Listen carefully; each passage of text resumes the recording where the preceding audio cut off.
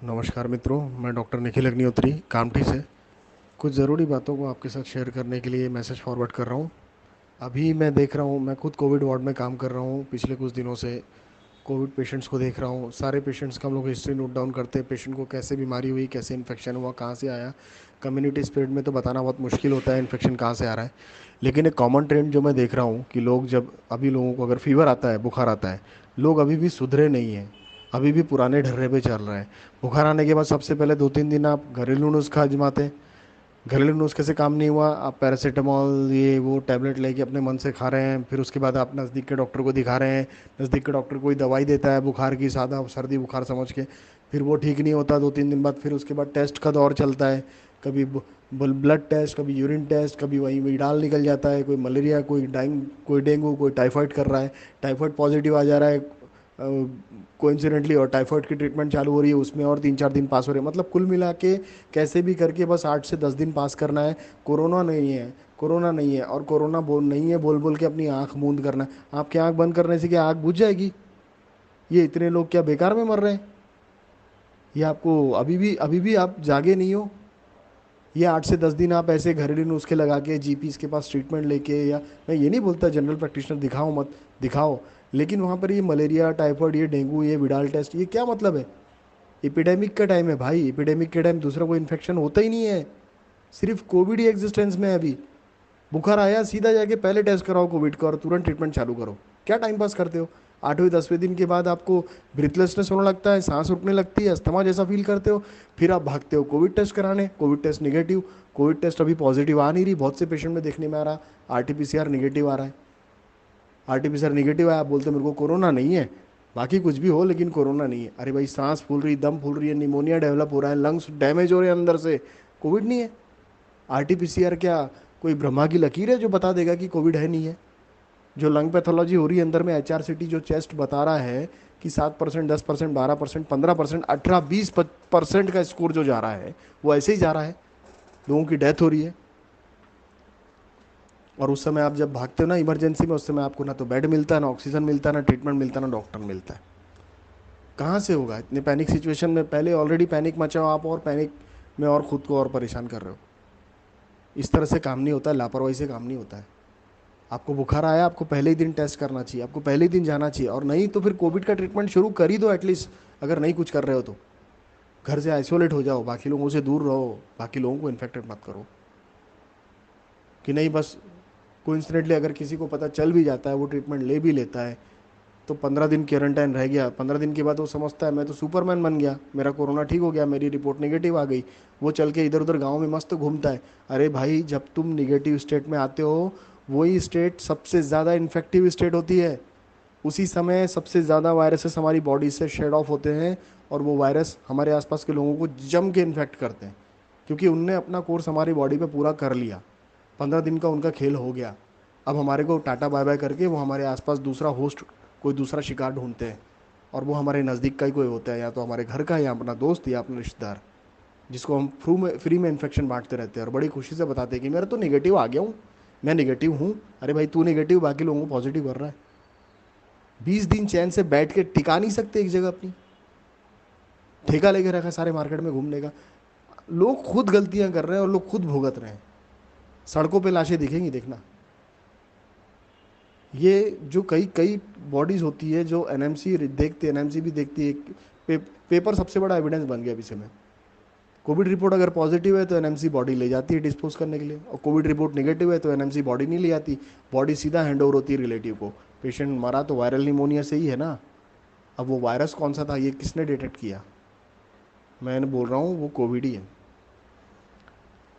तो RTPCR report अगर negative है और उसके बाद भी पेशेंट निमोनिया से मर रहा है, वायरल निमोनिया डायग्नोसिस होकर मर रहा है, और बॉडी अगर कोविड निगेटिव रिपोर्ट के कारण एनएमसी डिस्पोज नहीं कर रही, हैंड ओवर कर रही है रिलेटिव्स को, तो रिलेटिव वो बॉडी घर लेके जा रहे हैं, क्या वो इन्फेक्शन ट्रांसफर नहीं कर रहे कम्युनिटी में?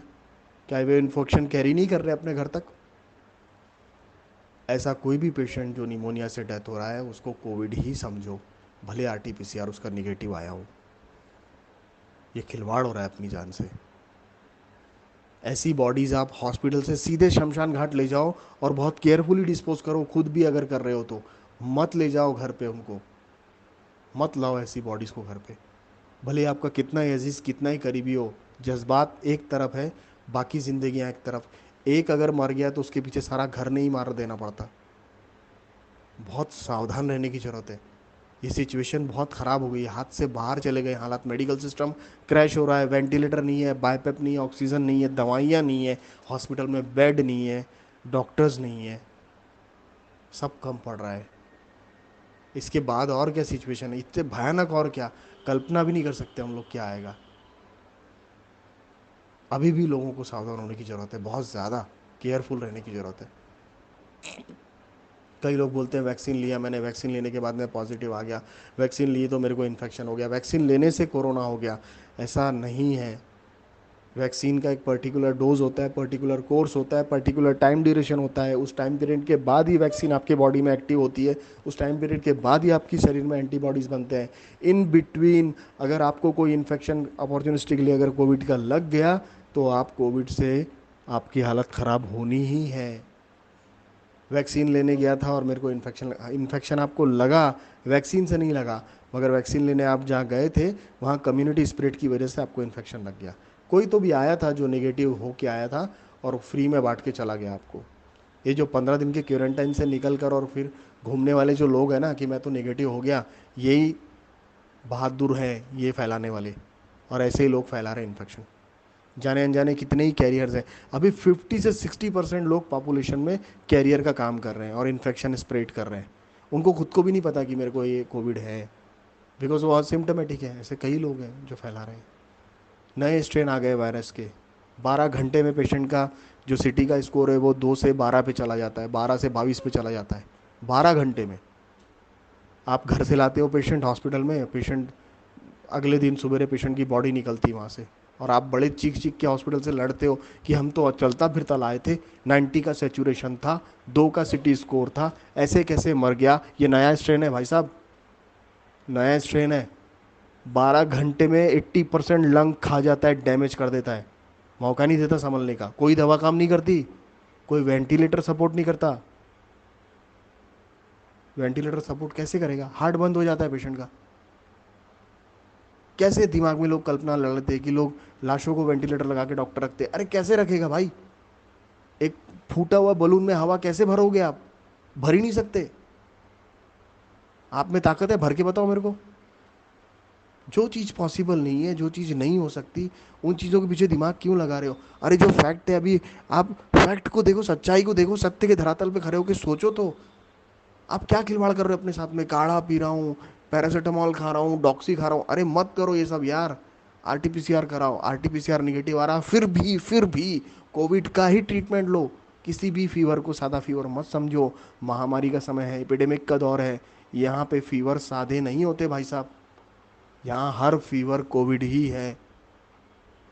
आप यकीन मानो चाहे नहीं मानो, बाकी अपनी जान की सलामती के लिए आप लोग सब जिम्मेदार हो।